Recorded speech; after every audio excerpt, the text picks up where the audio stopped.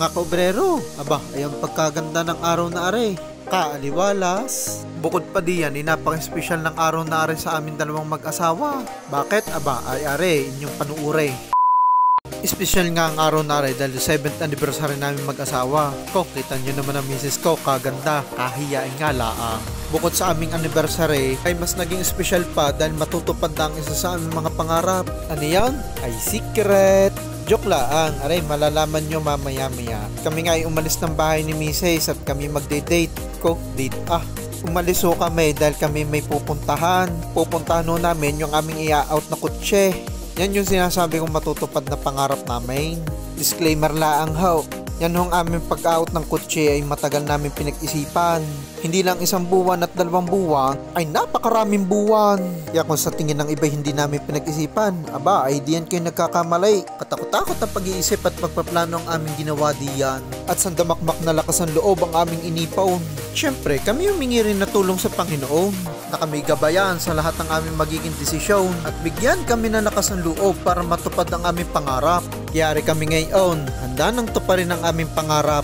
Yes! Sa totoo lang ho, nung una kami mag-asawa, ayaw namin nung kumuha ng kutse. Kumbaga, iba ang aming priority noon. Pero nung tumagal-tagal at kami naedad na, sabi ko, parang kailangan na nga natin magkakutse. Kailangan ho namin, hindi ho para ipagyabang. Kailangan ho namin iyan dahil sa pang-araw-araw. Dahil ho, bukod sa araw-araw kami nagtatrabaho, ay tuwing Sabado at Linggo ho, ay may mga schedule din kami dapat puntahan. Dahil sa iba naming gawain. Kaya nga ho, minsan kami mag-asawa, hindi na makotap-tapan sa bahay. Minsan, kahirap mag-commute. Minsan ikalalayo ng lugar na aming pinupuntahan ay mahal pa minsan ang pamasahe. Kaya amin napag-isip-isip na umatikhanan na kutse. At siguro naman sa paghihirap namin sa trabaho, deserve naman namin na magkaroon ng sasakyan. Di ba ga? At isa pa, kasarap tingnan na ikimi nakikita sa iyong mga pinaghirapan. Are, payo laang kaobrero. Hanggat ikay bata pa at ikay malakas pa, lakasan mo ang iyong loob, sipagan mo para maaga mong matutupad ang iyong mga pangarap at ang mga negative na naririnig mo ay gawin mong positive. Paano? Di gawin mong inspirasyon, patunayan mo na kaya mo. Ay ayos! At hindi nga sa mga oras na rin kami excited na. Niluluko ko nga din ang aking asawa. Sabi ko ako'y natatain na. Ako'y na-excite At malapit na nga kami din sa SM. Dini kami magpapanagpo ng aming agent. Ari nga pa ng aming agent ay ang aking kaklase at kaibigan nung college. Kaya naman ako'y tiwalang-tiwala. Kaya sa mga gusto magpa-assist sa pagkuha ng sasakyan, ay dini na kayo magpa-assist sa aking kaklaseng aray kay paring Don J. Umale aka DM Garage. Ari ang kanyang Facebook page. Pamihadong kayo asikaso niyan. Mula sa inyong application hanggang sa release ng iyong unit, nagpapabarik din ho yan. Ay ayos! At arin na nga, kami nagpanagpunan ni paring Dunje, biyahe ng Batangas. Malapit-lapit na talaga.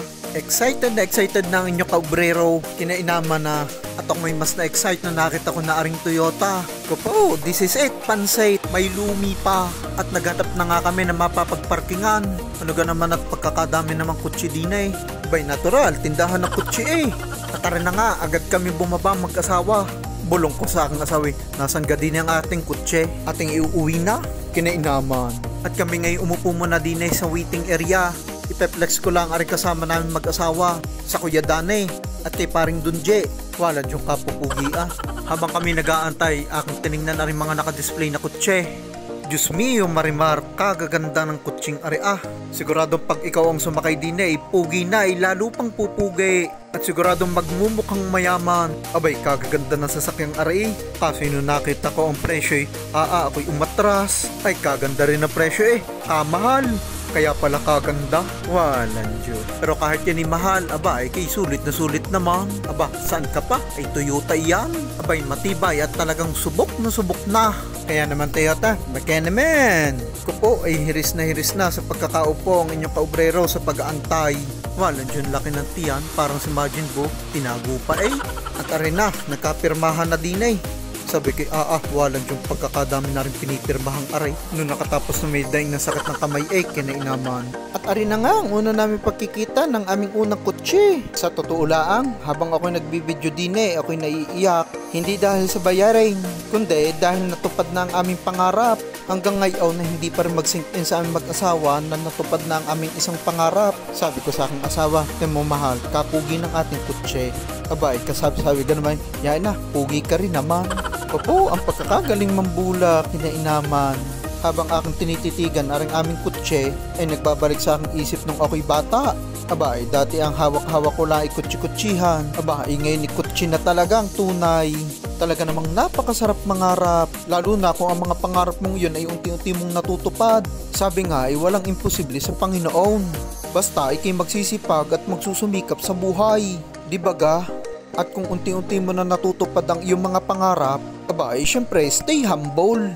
Manatiling nakaapak ang iyong paa sa lupa, di ba ga?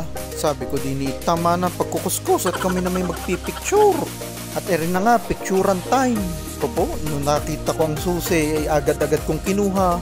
Akala ko'y kagaan yung pala yung pagkabigat din. Sabi ko sa aking misis, ako muna ang hahawak na susi.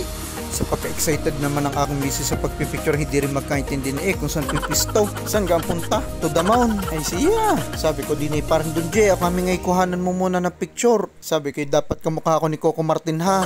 O iutas ng tawa si parang dun Aba hindi daw kaya kinainaman. Natutuwa lang kami dahil dati iniisip namin kailan kaya makakapagpa-picture sa kotse. Tapos may hawak na malaking susi. Aba ari na kami. Nagpapapicture na sa kaunahan naming kotse. At aba, syempre may malaking susi. Wish granted. Ay ayos. Kaya kayo mga kaobrero, huwag kayong titigil sa pangangarap. Tiyaga lang at ikay magsumikap. At syempre, humingi ng gabay sa Panginoon. Yan ang susi para matupad mo ang iyong mga pangarap. Ay ayos. At ari na ang unang pag-inom ng aming kotse. Ako'y todo bantay agad baka mali ang mailagay. Aba, magaling na yung sigurado. Dibaga, amin nga napagkasunduan na ang ipangalan namin sa aming kotse ay si Berry, short for Blueberry. Bakit? Abay, hindi ko din alam. Basta yun ang aming naisip Sana ngayon natupad na ang isa sa aming mga pangarap. Sana'y mas lalo pa kaming i-bless at matupad pa ang aming iba pang pangarap. At alam naming matutupad iyon in God's time. Sadya naman. Ay siya, paano? Hanggang dito na lang muna. Salamat sa inyong pagsama ha. Hanggang sa muli. Bye-bye! Ay ayos!